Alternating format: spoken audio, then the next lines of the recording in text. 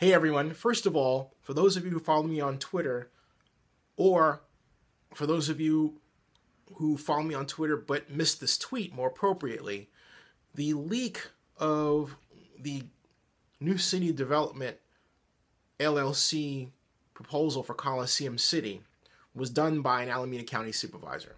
I know who that person is, but I am not at liberty to say specifically who that person is. However, I do know who that person is. A. B. As of today, July 1st, the Oakland Raiders have not seen the Kephart proposal. I'm going to repeat that a second time. The Oakland Raiders have not seen the Kephart proposal. I'm going to repeat that a third time. The Oakland Raiders have not seen the Kephart proposal. Now you would say, what do you mean? The proposal's been leaked. No, that's a summary. And the Raiders haven't even seen that. But the bottom line is the Oakland Raiders have not seen Mr. Kephart's proposal. And the reason why is that the Raiders are waiting for the city and the county to review it first. There's a 20-day evaluation period.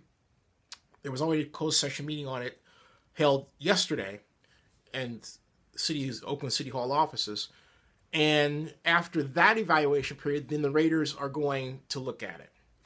Now, what I also understand is that, and this comes from Floyd at the Montclair Greater Oakland Democratic Club meeting that he and I attended as panelists approximately 2 weeks ago. Mr. Kephart said the Raiders called him and said that they're going to use Zinni's, my proposal, as a backup.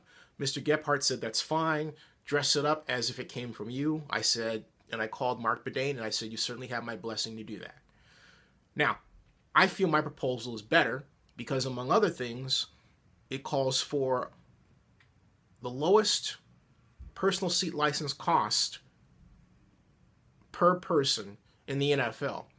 In fact, the average at just under $2,000, or excuse me, right at $2,000, will put it even lower than the PSLs that were initially created for the return of the Raiders to Oakland. So these PSLs will be more than affordable.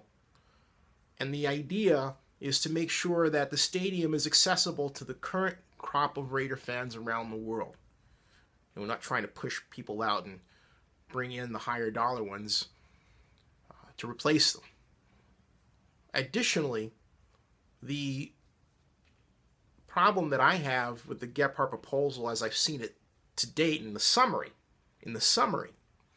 is that in terms of its total presentation, it doesn't lay out the full debt service load that the public is expected to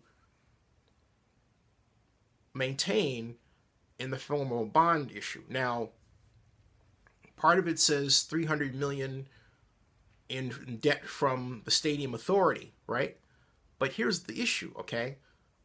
You've got the NFL G4 loan, you've got PSLs, and you got the contribution from the Raiders. All of that should fit into a bond issue in and of itself. The bottom line is you have to take that kit and caboodle, okay, put it into a bond issue, and then receive your proceeds in order to pay the construction organization to build the stadium.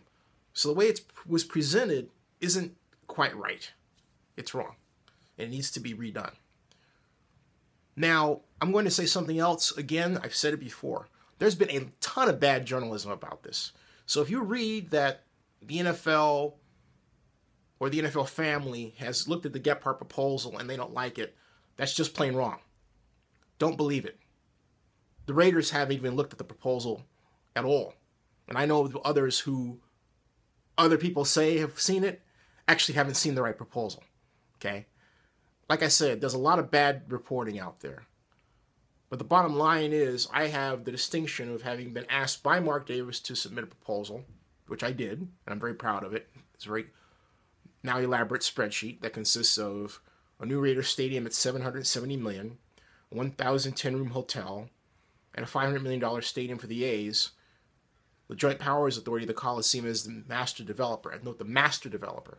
When I say master, that means you can have an umbrella developer and then others follow the developer's lead.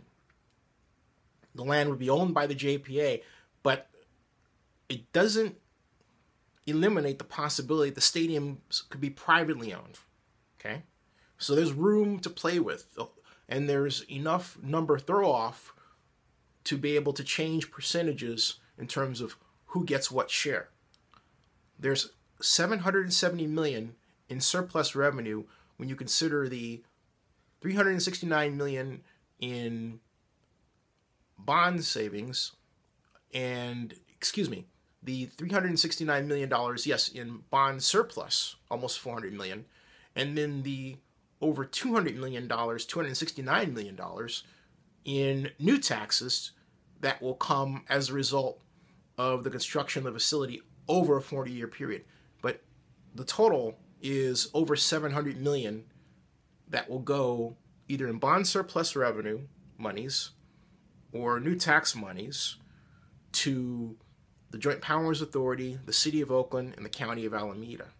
The Raiders will get over $2 billion in revenue total. The Oakland A's $617 million. And those are with low-end estimates for such things as, for example, the purchase of seats, 60%, PSL, 60%, and so on.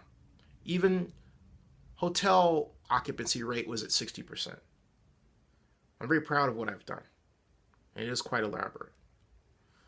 So, that's the news to this point. Stay tuned.